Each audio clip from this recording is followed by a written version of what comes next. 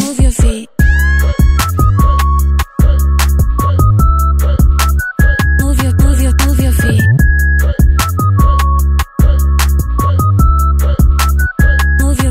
Move your feet. Hello bikers, আসসালামু আলাইকুম।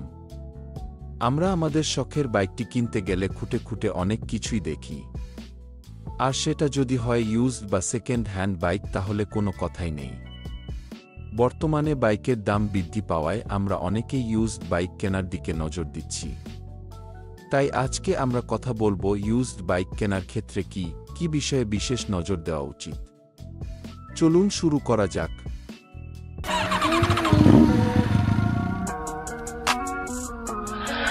Okay, let's do Julie. What's wrong with her? She's not Rachel. Used bike কেনার ক্ষেত্রে প্রথমেই নিজের পছন্দের বাইকটি সিলেক্ট করুন ও নিজেই চলে যান সবকিছু পর্যবেক্ষণ করতে। তারপর বাইকের মালিকের জাতীয় পরিচয়পত্র দেখে পরিচয় নিশ্চিত করুন। রেজিস্ট্রেশন, ট্যাক্স, ইন্স্যুরেন্স সহ সব কাগজ ভালো করে যাচাই করুন। কোনো কিস্তি ফেল আছে কিনা খেয়াল করুন। ইঞ্জিন ও চেসিস নাম্বার কাগজের সাথে খুব ভালো করে মিলিয়ে দেখুন। বাইকটি চুরি বা মামলাযুক্ত কিনা নিশ্চিত যাচাই করুন।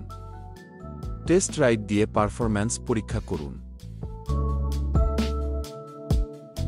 মোটরসাইকেলটির ইঞ্জিনে বাজে শব্দ, কালো ধোঁয়া বা ইঞ্জিনে অয়েল লিকেজ আছে কিনা দেখুন। টায়ার গ্রিপ, টায়ার মার্ক ও বিট কাটিং ঠিক আছে কিনা খেয়াল করুন।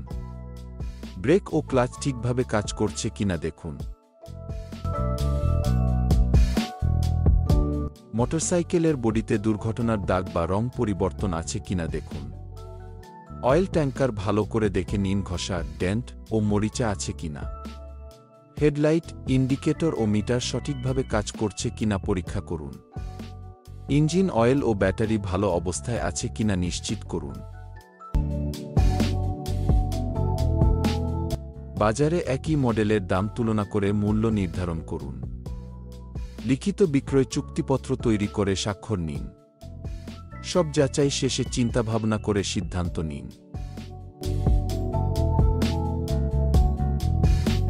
এই বিষয়গুলি মাথায় রাখলে আশা করি ইউজড বাইক কেনার ক্ষেত্রে আপনাদের কোনো ভুল হবে না। আজ এই পর্যন্তই।